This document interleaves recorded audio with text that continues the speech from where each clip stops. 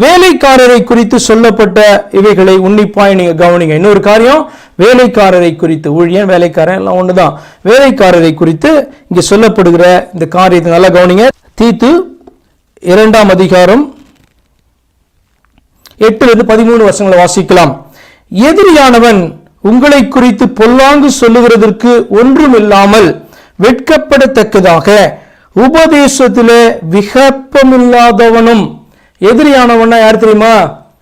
பிசாசானவன் அல்லது பிசாசு பயன்படுத்துகிறவர்கள். உங்களை குறித்து என்ன தப்பு சொல்ல முடியாது. ஆண்டவர்கிட்ட போயிட்டு, ஆண்டவரே உம்முடைய வசனம், ஏன்னா பிசாசுக்கு பாத்தீங்கன்னா ஆண்டவருடைய வசனம் எல்லாம் நல்லா தெரியும். வசனத்தை எடுத்தெல்லாம் பேச சொன்னா அப்படியே ஆரம்பிச்சு ஸ்டார்டிங்ல இருந்து கடைசி வரைக்கும் என்ன பண்ணுவான், சொல்லி முடிச்சிடுவான். தேவன் ஒருவர் உண்டு நல்லா தெரியும். அநேக ஜனங்களை காட்டிலும் தேவன் ஒருவர் உண்டு என்று சொல்லி அவனுக்கு தெரியும். அதெல்லாம் பாத்தீங்கன்னா அவன் நம்புறான். ஏன்னா அவனுக்கு தெரியும், அது அவனுக்கு மறைபொருளா இல்லை. ஆனால் ஆண்டவருடைய வார்த்தைக்கு கீழ்ப்படிந்து நடப்பானா? ஆண்டவருடைய வார்த்தையை சரியா பயன்படுத்துவானா? பயன்படுத்த மாட்டான்.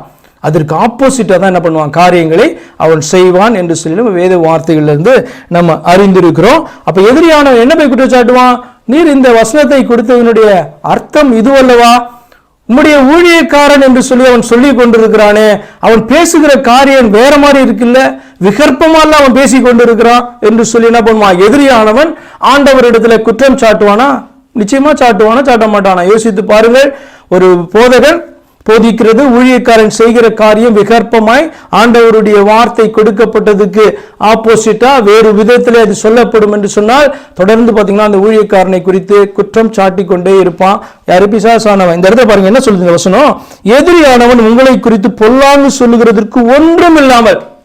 இவனை குறித்து வேத வசனத்துல நம்ம பொல்லாங்கே சொல்ல முடியலையே, உபதேசம்லாம் சரியா இருக்குது, ஆண்டவர் கொடுத்த வார்த்தையின் படி அல்லவா அவன் பேசி கொண்டிருக்கிறான் என்று சொல்லி உங்கள் ஒவ்வொருவரை குறித்து என்ன பண்ணணும், பிசாசு அறிந்திருக்க வேண்டும். ஆண்டவருக்கு தெரியும் தான் பிள்ளை என்ன பண்ணிட்டு இருக்குன்ட்டு. ஆனா பிசாசுக்கும் தெரியணும். எப்ப தெரியுமோ? நீ சரியா பேசின அப்படின்னா வேத வசனத்தை கொண்டு உன்னை குற்றப்படுத்த அவனாலே முடியாது. அவன் வெட்கப்படுவான், நீ வெட்கப்பட மாட்ட. அவன் வெட்கப்படத்தக்கதாக உபதேசத்துல விகற்பம் இல்லாதவன். உபதேசம்னா திரும்ப சொல்லியிருக்கேன், அந்த வார்த்தைகள் அந்த வசனங்களின் அடிப்படையில உருவானதுக்கு பேர் தான் போதனைகள் அல்லது உபதேசங்கள். அந்த டாக்ட்ரின்ஸ் அது பெர்ஃபெக்ட்டா இருக்கணும். அது பாத்தீங்கன்னா வேதத்துல எந்த ஒரு வார்த்தையும் அந்த டாக்ட்ரினுக்கு விரோதமா செயல்படக்கூடாது, அப்படியே இருக்கணும். அதுக்கு பேர் தான் என்னது, உபதேசம் அல்லது போதனை என்று சொல்லி அர்த்தம். அப்ப உபதேசத்திலே விகற்பம் இல்லாதவனும் நல்ல ஒழுக்கம் உள்ளவனும். ஒழுக்கம், நல்ல ஒழுக்கம் காணப்படணும். மற்ற இந்த உலகத்தின் காரியத்தை குறித்து கூட பாத்தீங்கன்னா ஒரு ஊழியக்காரனை குறித்து குற்றம் சாட்டக்கூடாது. அவன் இப்படிலாம் செய்து கொண்டிருக்கிறான், அவன் போதிக்கிறது இப்படியாய் காணப்படுது, செயல்படுகிற விதம் இப்படியாய் காணப்படுகிறது, அவன் பாத்தீங்கன்னா ஆண்டவருடைய வார்த்தைக்கு விரோதமாய் செயல்பட்டு கொண்டிருக்கிறான் என்று சொல்லி ப்ரூவ் பண்ணத்தக்கதாக.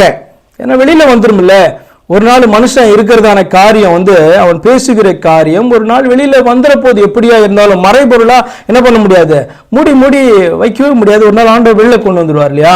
அப்ப இந்த வசனம் என்ன சொல்லுகிறது அப்படின்னு சொன்னா, நல்ல ஒழுக்கம் உள்ளவன் அப்படின்னு சொன்னா பரலோகத்துல அப்படின்ற சொல்லி அர்த்தம் இல்லை, இந்த பூலோகத்திலேயே ஊழியக்காரனா இருக்கவனுக்கு நல்ல ஒழுக்கம் காணப்பட வேண்டும். இங்க இப்படி செய்து கொண்டிருக்கிறான், அவன் வெளியில போனானா வேற மாதிரி செய்யறான் அப்படி என்று சொல்லி குற்றம் சாட்ட, தவறான குற்றம் சாட்டினாங்கன்னா அது வேற காரியம். ஆனால் உண்மையிலேயே அப்படி காணப்பட்டு குற்றம் சாட்டுறானா நல்ல ஒழுக்கம் இல்லை அவனுக்குன்னு அர்த்தம். நல்ல ஒழுக்கம் வேண்டும். குற்றம் பிடிக்கப்படாத ஆரோக்கியமான வசனத்தை பேசுகிறவனுமாய் இருப்பாயாக. குற்றம் பிடிக்கப்படாத அப்படின்னு சொன்னா இன்னைக்கு ஒண்ணு பேசுறது, அடுத்த நாள் வேற ஒரு வசனத்தை பேசுறது, அதே வசனத்தினுடைய வேற ஒரு இது வேற அப்படின்னு சொல்லிட்டு, அல்லது சொன்னதே இல்லை அப்படின்னு சொல்றதான காரியம். அல்லது நம்ம நேற்று பார்த்ததை போல அந்த போதகம், அதாவது 2வது பக்கம் வேற மாதிரி இருக்கும். அதோடைய விசேஷத்தை எடுத்து பேசும்போது வேற மாதிரி பேசுவாங்க, சுயமாய் காரியங்களை கொண்டு வருவாங்க. இப்படி எல்லாம் வரும்போது அது ஆரோக்கியமான காரியம் அல்ல, ஆரோக்கியமான வசனங்கள் அல்ல. எளிதா என்ன பண்ணலாம், அப்படிப்பட்டவர்களை நீங்க பிடித்து விடலாம். இப்படி இருக்கு, இந்த வசனம் இப்படி இருக்குது, பேசி பிடிச்சாருல, எப்படி பிடிச்சாரு பிசாச? அவன் வசனத்தை காண்பிக்கும் போது இப்படியும் எழுதி இருக்கிறதுன்னு சொல்லி பிடிச்சாரா இல்லையா? அப்படி நீங்க என்ன பண்ண முடியும், ஒருவன் இதுதான் உபதேசம் அப்படின்னு சொல்லும் பொழுது இது இப்படியும் எழுதி இருக்கிறது, இதனுடைய கருத்து என்ன என்று சொல்லி என்ன பண்ணும், கொண்டு போக வேண்டும், கேட்க வேண்டும். அப்ப என்ன பண்ணுவாங்க, வெட்கப்படுவாங்க இல்லையா? ஆனா ஆரோக்கியமான உபதேசத்தை பேசும் பொழுது உங்களுடைய வாயின் வார்த்தையில உங்களை பிடிக்க முடியாது. எப்படின்னா கர்த்தருடைய வார்த்தையின் அடிப்படையில உங்களை குற்றம் சாட்ட முடியாது. அந்த வார்த்தையினுடைய அர்த்தம் தெரியாம என்ன பண்ணுவாங்க, அந்த வசனத்தை போடுவாங்க. அந்த வசனத்துடைய அர்த்தம் சொல்லுங்க, அவங்களுக்கு தெரியாது. ஏனென்று சொன்னால் அது வசனத்தை மாத்திரம், அதாவது பிசிக்கல் வேர்டை மாத்திரம் காமிக்கிறாங்க. எழுத்தோ கொல்லுகிறது, அதை மாத்திரம் நம்ம எடுக்க முடியாது. அதுக்குள்ள ஆண்டவர் என்ன வைத்திருக்கிறார் என்பதையும் எடுக்க வேண்டும். இதையும் விடக்கூடாது, அதையும் விடக்கூடாதுன்னு சொல்லி ஆண்டவர் சொல்றாரு இல்லையா? அப்ப வசனத்தையும் விடக்கூடாது, அந்த வசனம் என்ன சொல்லுகிறது என்கிற கருத்தையும் அதனுடைய பொருளையும் என்ன பண்ணக்கூடாது, தள்ளக்கூடாது. இன்னைக்கும் திரும்ப சொல்றேன், அநேக கள்ள உபதேசங்களுக்கு காரணம் வசனங்கள் அல்ல, ரிட்டர்ன் வேர்ட் ஆஃப் காட் அல்ல. அதை உபதேசமாய் மாற்றும் பொழுது, அதை போதகமாய் கொண்டு வரும் பொழுது பல கள்ள உபதேசங்களும் கள்ள போதனைகளும் துருபதேசங்களும் உருவாக்கும். வசனத்துல கொஞ்சம் கூட பாத்தீங்கன்னா தப்பே இருக்காது. ஆண்டவர் பேசுறாரு அப்படின்னு சொன்னா அது எழுதப்பட்டிருக்குன்னா 100% அதுல ட்ரூத் மட்டுமே இருக்கும்.